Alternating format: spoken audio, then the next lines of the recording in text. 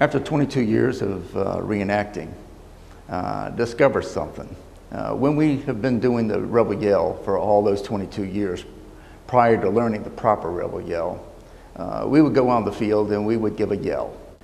And it would expel all the air out of our lungs because we yell at the top of our voice because we want to make it sound as loud as humanly possible and to put fear in the people in front of us.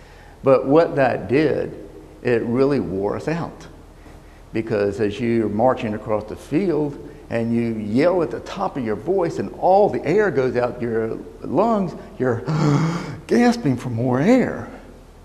But when you do the rebel yell the proper way with a cadence to it, the high-pitched yelp, the low-pitched bark, and a long high-pitched yelp, it's much like talking.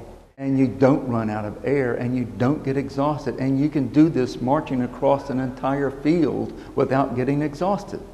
And when the Museum of the Confederacy put together their CD, The Rebel Yell Lives, they took these two voices and they blended them together and they made some high pitch, some lower pitch, so it sounded like a lot more men than just two men. And they put that all together so you would hear what a regiment and a brigade and a division sounded like, and an entire army. But what they did was true to life, because when you hear men do it in reality, and you hear 40 men or 400 men, it sounds exactly like what the Museum of the Confederacy put out, and I have to take my hat off to them. They did a wonderful job. After I heard the CD for the first time, I knew that this had to be taught to as many Confederate reenactors as possible. I went out to my reenactment unit when we had our School of the Soldier, and I taught it to them.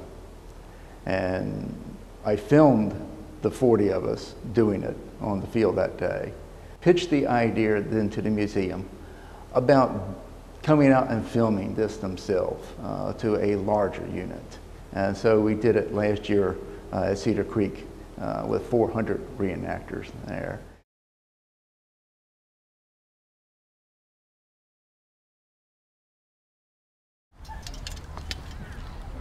Gentlemen of the Corps, I, like all of you, do my very best to portray the Confederate soldier in every aspect of his life, from a proper weapons, uniform, tactics, and accoutrements.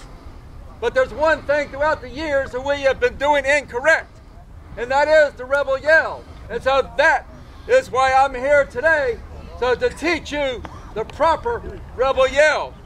It is in a cadence of 3. A high-pitched yelp, a low-pitched bark, and then a long high-pitched yelp. It goes, help! Ho! Ho!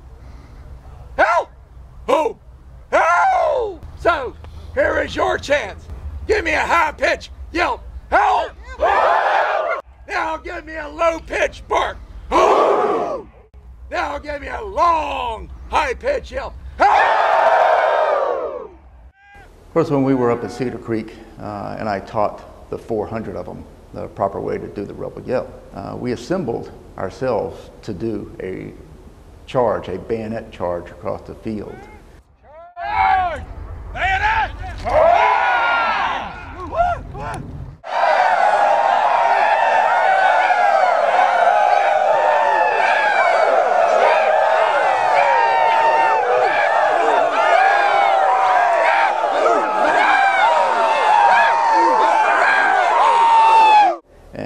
It was the talk all around camp after that charge.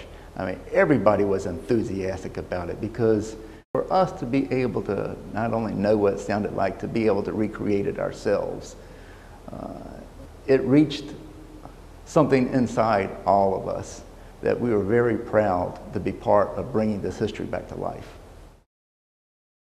Then arose that do-or-die expression, that maniacal maelstrom of sound, that penetrating, rasping, shrieking, blood-curdling noise that could be heard for miles on earth, and whose volume reached the heavens, such an expression as never yet came from the throats of sane men, but from men whom the seething blast of an imaginary hell would not check while the sound lasted.